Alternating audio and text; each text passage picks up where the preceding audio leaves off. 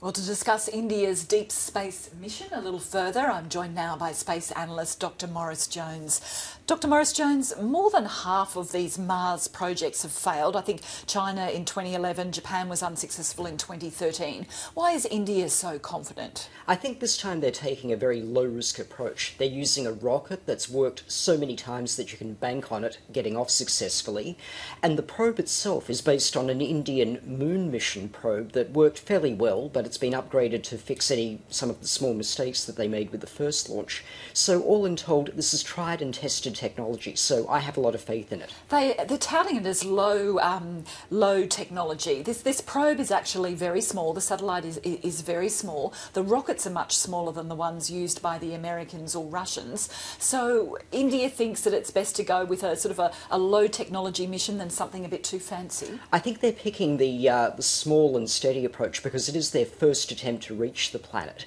And the whole idea is that if this one works, then they can plan future missions and gradually build up the level of sophistication once they know that they can do it. What do they actually hope to achieve from this mission? Okay, it's more of an engineering mission than a science mission. It's all about testing the spacecraft and all of the technology that goes into running it and proving that they can successfully navigate all the way to Mars and then get it all to work once they reach to Mars. But it does have a camera and some instruments for studying the atmosphere, so it's more engineering than science, but there's still a bit of scientific data as well. Is this also about making a point to China, India's neighbour, that's bigger economically, militarily? If the Indians can pull this off, that they would have achieved something that the Chinese haven't been able to do so far? I think that plays a very big role in it, because right now the Chinese are really beating the Indians in the space race in so many angles, including the fact that China has an astronaut program.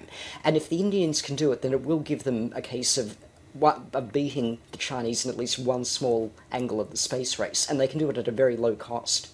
Now, a couple of countries have been able to have successful missions to Mars, and NASA has a robotic explorer, Curiosity, that is currently on Mars. But are the Americans also once again boosting their attempts to explore the Red Planet? The Americans are going to try to launch another orbiter of their own to Mars in about 2 weeks' time. And the reason that we're seeing the Indian mission and the NASA mission coming at roughly the same time interval is because of launch windows. It's because right now the Earth and Mars are in a very favourable position to fly between the two planets. It means that you can use less fuel and take less time to get there. So these opportunities come up roughly every 26 months, and so this is a window. You launch now or you wait another 2 years. So it's perfect timing, if you like, but do you see that a lot of countries concentrating their efforts on Mars? Because I know at one stage the US was contemplating, do we go back to the moon, for example, or do we try a manned mission to Mars? And that got scrapped because it was too expensive. But they've still got a lot of fascination for getting to Mars. There is a lot of interest in Mars scientifically because we think it could have either held life in the past or